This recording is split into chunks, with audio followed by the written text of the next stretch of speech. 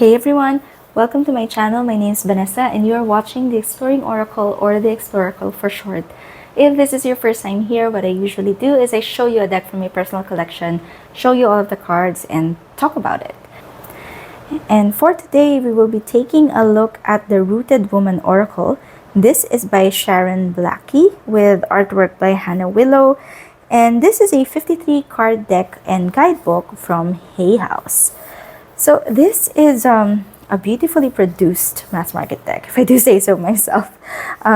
It says here, the Rooted Woman Oracle is based on the old myths and folktales of Europe, in which women are the guardians of the natural world, the bearers of wisdom, and the root of spiritual and moral authority for the community.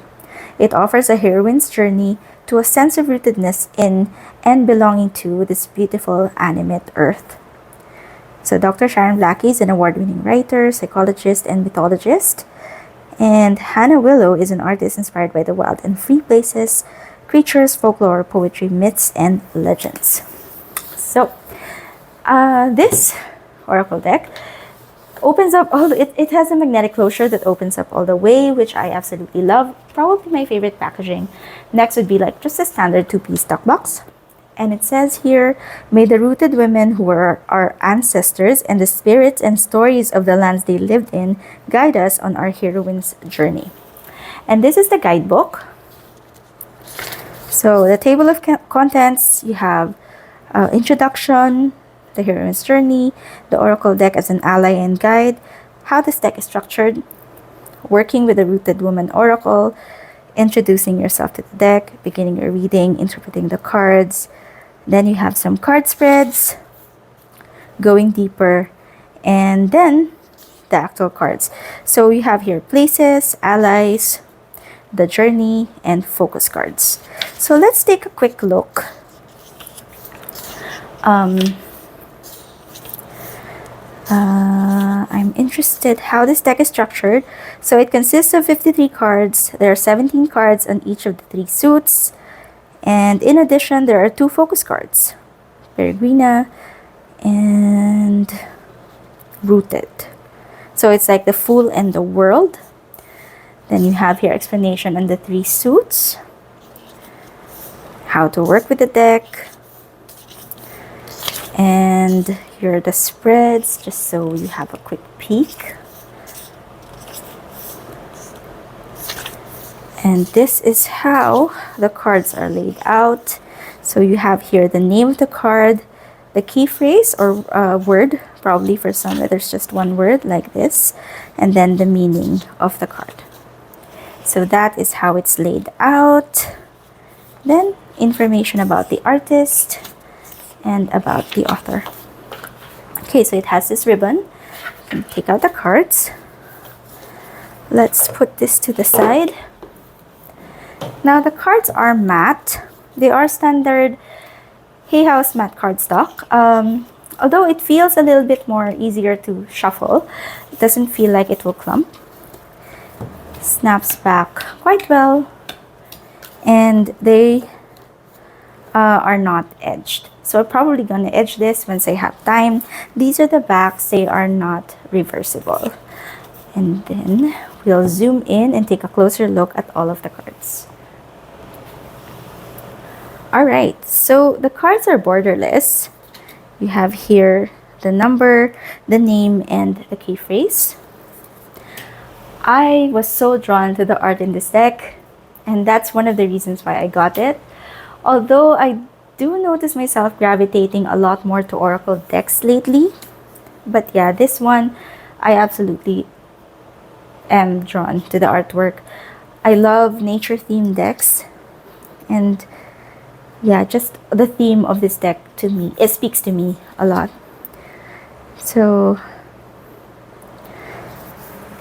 I'll be reading the name and the key phrase for the next cards. So here we have more, silence and simplicity, river for flow, lake, what lurks beneath, cliff, standing on the edge, As always, feel free to slow down, speed up, or pause if you want to take a closer look at the cards. Bridge, the place between worlds. Stone circle, the sacred landscape. Cairn, portal to the mystery. The Fisher King Court, otherworldly treasures. The Isle of Women, women's mysteries. Well Maiden, the voice of the other world. Old Crane Woman, guardian of the threshold. Sovereignty, the power of the land.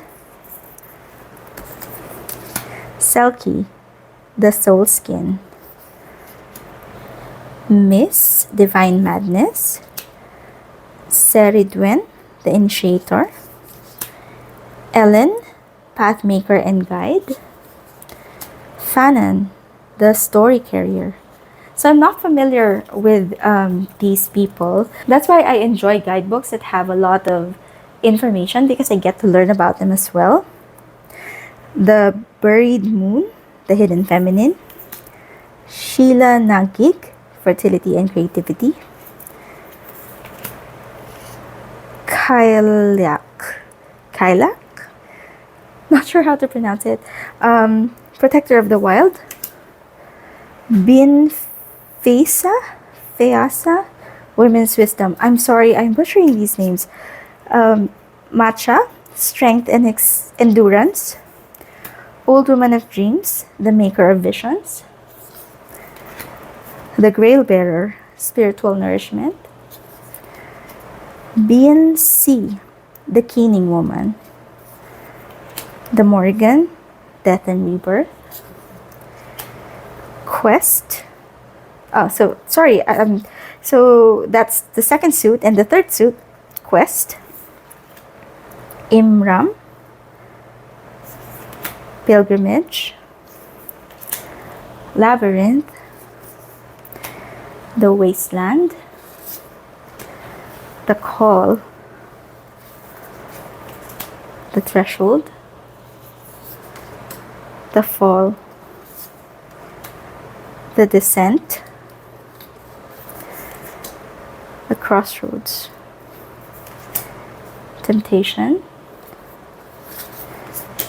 Initiation. Transformation. Shape-shifting. Reclaiming the feminine. The sacred marriage. The return. Peregrina and Rooted. All right. So I zoomed out a little. Let's see how this deck shuffles. And seems to riffle shuffle just fine. Oh, this is my first time shuffling this deck. This is new to my collection.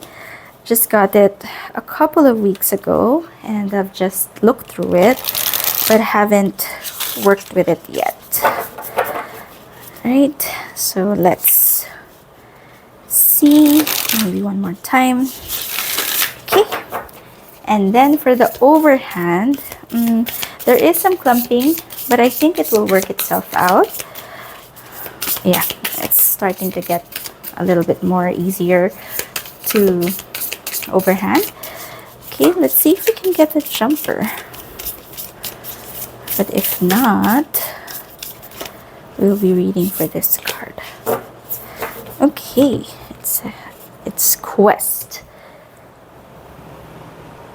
All right, so let's read for Quest. So this is the first card in the Journey suit. The quest is a directed journey with a distinct purpose or goal. A pot of gold, a home, the answer to a mystery, which is clear from the beginning. Even if the precise trajectory of the journey doesn't always work out exactly the way it might have been planned. The hero's journey, as identified by the American mythologist Joseph Campbell, is primarily a quest narrative, as are sagas such as the Epic of Gilgamesh and the Odyssey. Perhaps the most common kind of narrative in myth and folklore around the world, it typically requires the heroine to overcome a series of obstacles or pass a series of tests to achieve her heart's desire or to undergo a necessary transformation. Sometimes, the heroine who sets out on a quest has no more definite aim than to seek the fortune, and sometimes she might be cast out of her home rather than embarking on her journey voluntarily. But at some point, soon after her departure, she'll learn of something that will transform her initial wanderings into a quest. If the shape of your journey looks as if it might be a quest, always be sure that you really want whatever it is that you're looking for. And also be careful that you haven't been sent on a false quest by someone else. Be honest with yourself. Is your stated reason for setting out on your journey the real reason? So I kind of like that. I think that I would enjoy working with this deck. I do love the art. It's something that I was initially drawn to when I was looking at this deck or when I saw this deck. So, but I also enjoy how that guidebook was written for that particular entry. Quite excited to work with it a little bit more. So we'll probably pull a few more cards with this tonight. And yeah, what do you think? Do you have this deck? How do you like it? Let me know. And that has been the flip through of the Rooted Woman Oracle by Sharon Blackie. I hope you find this video interesting. If you did, don't forget to click on the like button and do consider subscribing to my channel. See you again next time. Bye!